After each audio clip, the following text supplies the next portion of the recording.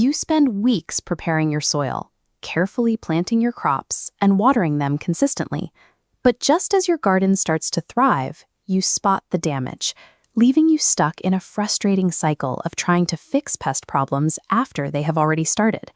A single rapid infestation can devour your hard work overnight, making reactive gardening an exhausting and losing battle. But you can bypass this cycle entirely. By using strategic companion planting, you can build a natural defense system that protects your harvest before the pests even arrive.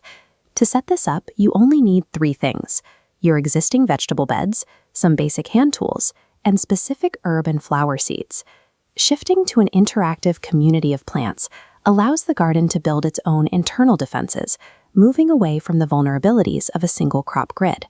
Step 1 is establishing your perimeter. Plant marigolds and basil directly adjacent to vulnerable main crops like your tomatoes and peppers. Underground, marigold roots release chemical compounds into the soil, creating a barrier zone that forces microscopic nematodes to retreat. Above the soil line, basil releases strong aromatic oils, forming a physical dome of scent that repels flying insects from adjacent tomatoes. You can easily verify this defense is active. If you lightly brush the leaves and can smell those aromatic oils in the air, your barrier is working. This initial layer acts as an invisible, preemptive shield. It stops the very first wave of pests from ever making physical contact with your harvest. Step 2 focuses on scent camouflage. Intersperse pungent alliums like onions or garlic directly alongside sweet root vegetables like your carrots. Pests such as the carrot fly suffer from a specific biological vulnerability. They navigate and locate their host plants almost entirely by smell rather than by sight. Look at this diagram of the insect's navigation path. Overpowering sulfur compounds emitted from the garlic act as an olfactory cloaking device, scrambling the fly's scent trails and completely blocking it from finding the carrot. This graphic highlights a common failure point.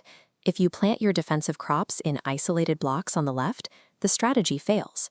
You must ensure ideal dispersion by thoroughly mixing them into the main beds, as shown on the right. True crop protection relies on exploiting the enemy's navigation system. By masking their target, you effectively hide your most valuable crops in plain sight. Now we pivot to recruitment, inviting beneficial insects to take up residence in the garden beds. Step 3 involves planting umbelliferous herbs like dill, fennel, or yarrow along the outer borders of your garden beds. The biological incentive is simple. These herbs produce specific microflowers that provide the critical nectar required to sustain predatory insects, like parasitic wasps and ladybugs. The exact moment the herb blooms and opens its microflowers, it signals that nectar is readily available for predatory insects. Here is the crucial timing rule. You must resist the urge to harvest these herbs early. You have to let them fully flower. Otherwise, the predators will never arrive. By intentionally cultivating a habitat for these apex predators, you delegate the manual labor of pest control to an automated biological army. The final layer of this defense system requires a counterintuitive approach. You are going to intentionally feed the very pests you are trying to defeat. This is a technique called trap cropping. To execute this, plant nasturtiums a short distance away from your prized vegetables. This works because aphids have a strict biological preference. They will actively choose to feed on the sap of nasturtiums over your standard vegetable crops. This side-by-side comparison shows the intended brutal visual outcome. The nasturtium acts as a localized magnet, drawing the entire aphid infestation onto its own leaves, leaving your main crops pristine. When you see this infested trap plant, you might feel a reflex to panic.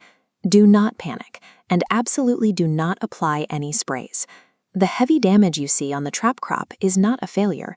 It is the ultimate indicator that your systemic defense is operating flawlessly. By sacrificing a single low-value asset, you ensure the survival of the main harvest through a calculated, strategic sacrifice. Through these steps, your garden space changes.